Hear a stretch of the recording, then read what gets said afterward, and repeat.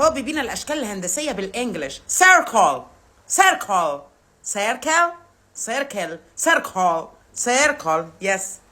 سوكا يا جايور الأور سيكور جرجر سيكوركر سيكوركر. طبعا انت عارف ان من المهمات الصعبه جدا ان انت تفك شفره حد بيتكلم انجليزي في الضياع. هنا طبعا في بعض الاشكال الهندسيه اللي اتهزقت واتهدر حقها في الفيديو ده، فاحنا لازم ندافع عنها. circle circle circle. لازم تبقى عارف ان ده يعني سيركل. ايوه يعني سيركل.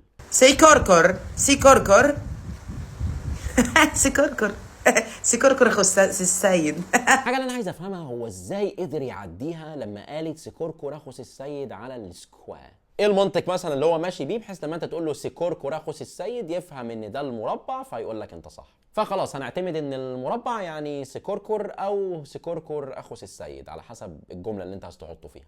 ترينجليتشن في حاجه سايلنس بتتنطق.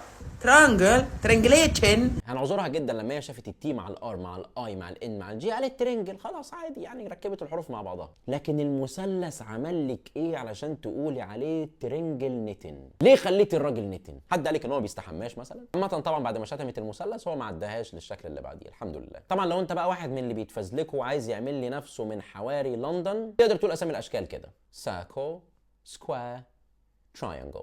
عشان طبعا تتعلم لوحدك وتتكلم صح طبعا انت عارف هتعمل ايه بالظبط. هالاي توك وفاسا اب والكورسات الاونلاين ابعت رساله سيكوركور.